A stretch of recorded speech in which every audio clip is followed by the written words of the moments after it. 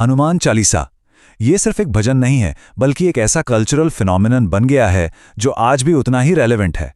लेकिन सोचने वाली बात यह है कि आखिर 400 साल पुराना ये पार्ट आज की पीढ़ी के बीच इतना ज्यादा पॉपुलर क्यों हो रहा है। जिम में वर्कआउट करते हुए, गाड़ी चलाते हुए, यहां तक कि लो-फाई प्लेलिस्ट में ये हर जगह है। ऐसा तो क्या है इसमें जो इसे आज के युवाओं से इतना कनेक्ट करता है? देखिए, हनुमान चालीसा अब सिर्फ पूजा घरों से निकलकर एक कल्चरल सिंबल बन चुकी है। आज की युवा पीढ़ी इसे एक नए नजरिए से देख रही है। ये उनके जीवन का हिस्सा बन गया है, जिसे वो अपनी भाषा में अपने तरीके से अपना रहे हैं। कई संत तो इसे दुनिया का सबसे छोटा, सबसे पोर्टेबल और सबसे शक्तिशाली ग्रंथ मानते हैं। और इसकी खासियत इसकी सिंप्लिसिटी में है। बस कुछ ही मिनटों में ये एक गहरा आध्यात्मिक अनुभव देने की ताकत रखता है। रसराज जी महाराज ने इसकी एक बहुत ही दिलचस्प तुलना की है। वो कहते हैं कि चालीसा एक जनरेटर के हैंडल की तरह है। जैसे हैंडल घुमाने से जनरेटर चालू हो जाता है, ठीक वैसे ही चालीसा का पाठ करने से हमारे अंदर की ऊर्जा और पॉजिटिविटी बस ऑन हो जाती है। तो आइए सबसे पहले इस भजन के नाम को ही समझते हैं, हनुमान चालीसा। इन दो शब्दों में ही इसका पूरा सार छिपा हुआ है। तो सबसे पहले हनुमान। हनु का अर्थ है जबड़ा। एक कहानी है कि बचपन में उन्होंने सूरज को एक मीठा फल समझ लिया था और उसे निगलने चले गए। तब इंद्र ने उन पर अपने वज्र से प्रहार किया, जिससे उनका जबड़ा यानी हनु थोड़ा टेढ़ा हो गया और इसी वजह से उनका नाम हनुमान पड़ा। और चालीसा शब्द आया है 40 से, यानी 40, क्योंकि ये भजन मुख्य रूप से 40 चौपाइयों में लिखा गया है, जिसमें हनुमान जी के गुणों और उनके कामों की तारीफ है। तो ये इसकी बनावट को दर्शाता है। अब हम चालीसा के उन हिस्सों पर आते हैं जहां हनुमान जी के अद्भुत कारनामों का जिक्र है। और ये कहानियां सिर्फ उनकी ताकत नहीं, बल्कि उनकी बुद्धि और भक्ति को भी दिखाती हैं। चालीसा में आता है, सूक्ष्म रूप धरी सियहि दिखावा। जब हनुमान जी अशोक वाटिका में सीता जी से मिले तो उन्होंने बहुत छोटा सा रूप धारण कर लिया।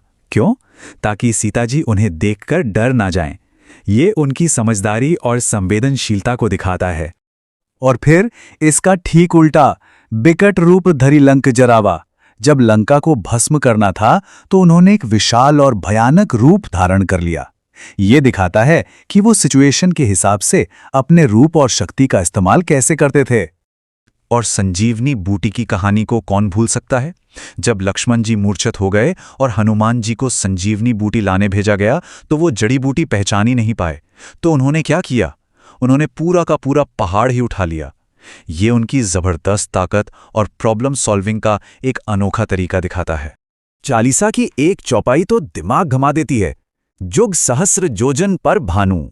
अब कुछ लोग इसकी व्याख्या पृथ्वी से सूर्य की दूरी के एक प्राचीन कैलकुलेशन के तौर पर करते हैं। जब इन पुरानी इकाइयों को आज के ज़माने के हिसाब से कन्वर्ट किया जाता है तो जो नतीजा आता है वो आज की साइंटिफिक कैलकुलेशन के बहुत ही करीब है। ये वाकई सोचने पर मजबूर करता है कि क्या ये सिर्फ एक इत्तेफाक है या इसमें कोई गहरा खगोलीय ज्ञान छिपा है। उनके इन असाधारण कारनामों का सोर्स थीं अष्ट सिद्धियां। चालीसा में कहा गया है, अष्ट सिद्धि 9 निधि के दाता। तो ये 8 अलौकिक शक्तियां, ये सुपर पावर्स आखिर हैं क्या? आइए इन्हें समझते हैं। ये 8 सिद्धियां सिर्फ सुपर पावर नहीं है, बल्कि चेतना का एक अलग ही लेवल है। पहली है अणिमा, यानी अणु जितना छोटा हो जाने की क्षमता। फिर है महिमा, जिससे वो पर्वत जितने विशाल हो सकते थे। तीसरी गरिमा, जिससे वो असीमित भारी हो सकते थे। और चौथी लघिमा, जिससे वो हवा की तरह हल्के हो जाते थे। बाकी 4 तो और भी गहरी हैं। प्राप्ति, यानी कुछ भी हासिल करने की क्षमता। प्राकाम्य, यानी किसी भी इच्छा को पूरा कर पाना। ईशित्व, यानी सृष्टि पर स्वामित्व का भाव। और आखिर में वशित्व, यानी हर चीज पर पूरा नियंत्रण। ये सिर्फ शारीरिक नहीं, बल्कि मानसिक और आध्यात्मिक शक्तियों का प्रतीक हैं। ये तुलना दिखाती है कि इन प्राचीन शक्तियों को आज के मॉडर्न कॉन्टेक्स्ट में भी समझा जा सकता है। सोचिए, ड्रोन से उड़ना या सैटेलाइट से पूरी दुनिया पर नजर रखना, ये सिद्धियां शायद इन्हीं क्षमताओं का एक आध्यात्मिक रूप थीं, जो टेक्नोलॉजी से नहीं बल्कि अंदर की साधना से मिलती थीं।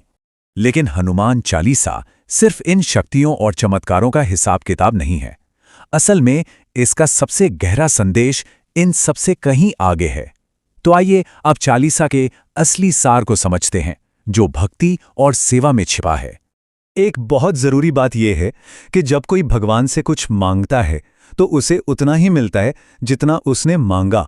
लेकिन जब कोई बिना मांगे सिर्फ भक्ति करता है तो ईश्वर अपनी क्षमता के हिसाब से देता है, जो हमारी कल्पना से भी बहुत ज़्यादा हो सकता है।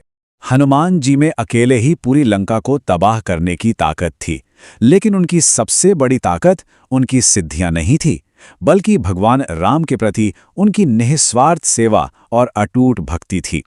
वो एक सेवक थे और यही उनकी असली महानता थी। तो अंत में ये सवाल बचता है, क्या हनुमान चालीसा हमें ये सिखाती है कि जीवन की असली सिद्धि या सबसे बड़ी शक्ति कोई चमत्कार करना नहीं, बल्कि बिना किसी स्वार्थ के भक्ति और सेवा करना है? इस पर जरूर सोचिएगा।